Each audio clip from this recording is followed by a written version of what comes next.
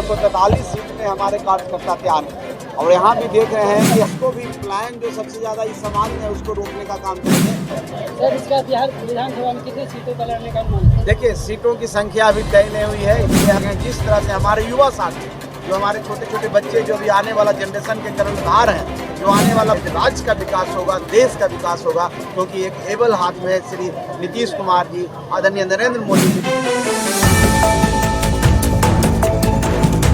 है कि हम पार्टी में मानने वाले गरीब व्यक्ति बहुत ज़्यादा हैं और बिना किसी संसाधन के बिना किसी कहने पर इतने लोग चले आते हैं, तो हम समझते हैं कि हम पार्टी ने जो मुहिम छेड़ी है, हम पार्टी ने जो आवाज़ दी है, वो आवाज़ अब धीरे धीरे आगे बढ़ने लगा है, जनता के बीच में जाने लगा है और गरीब लोग अपने आप आने लगे हैं, हमारा उत्साह बढ़ाने लगे। राज्य का विकास होगा, देश का विकास होगा, क्योंकि एक एबल हाथ में श्री नीतीश कुमार जी, आदरणीय नरेंद्र मोदी जी भविष्य के कर्णधार हैं, वो पॉलिटिकली एक्टिव हो रहे हैं। तो हम समझते हैं जो गरीब समाज जिसके बारे में बोला जाता था कि एक्टिव नहीं है, राजनीतिक रूप से शिथिल है, वो समाज ने अपनी ताकत को, अपनी एहसास दिखा रहा है। ये आज की सभा में नजर आया। तो आज का मकसद यही था कि हम उन लोगों के अंदर उत्साह पैदा करें और ज़्यादा से ज़्यादा कार्यकर्ता का निर्माण करें, ताकि हम पार्टी और मजबूत हो, हम पार्टी का विस्तार हो संगठन के तौर पर, कार्यकर्ता के तौर पर। और हम जब विस्तारित होंगे तो निश्चित तौर पर एनडीए का जो विस्तार होना है, एनडीए की मजबूती है जो हम पार्टी के साथ हैं और होगा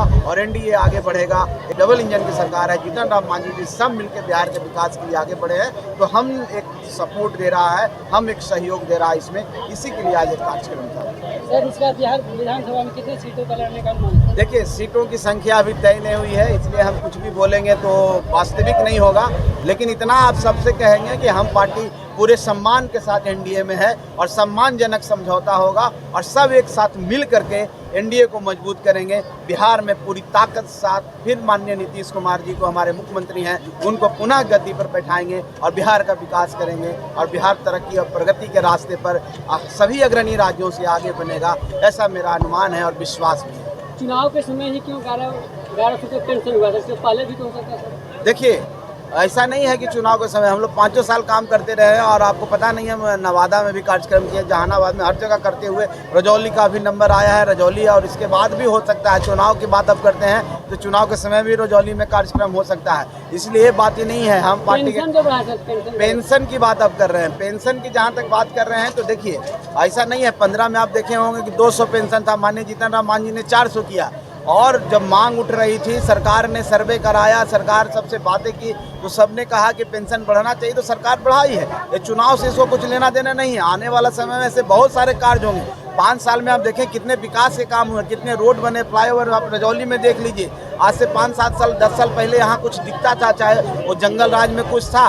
तो सरकार ऐसा नहीं है कि चुनाव के लिए काम करती है। अगर हम 5 साल काम करेंगे तो निश्चित तौर पर जनता का आशीर्वाद मिलेगा, प्यार मिलेगा। उसको चुनाव के समय करने की जरूरत नहीं है। यहाँ की जनता का आशीर्वाद, प्यार, विश्वास एनडीए के साथ है और एनडीए विकास में विश्वास रखती है और विकास सबको लेकर चलने में विश्वास रखती है। जहाँ जो हमारे गरीब भाई हैं, दलित भाई हैं, अल्पसंख्यक भाई हैं, पिछड़ा है, अति पिछड़ा है, सबको लेकर चलना चाहता है। इसका उदाहरण है जो पेंशन हमारे दिव्यांग भाई, वृद्ध जन, जितने लोग हैं, सबका पेंशन जो विधवा हमारी जो बहनें हैं उनको 1100 रुपया, 400 से 1100 रुपया किया गया। एक क्रांतिकारी हम समझते हैं कि पहल है।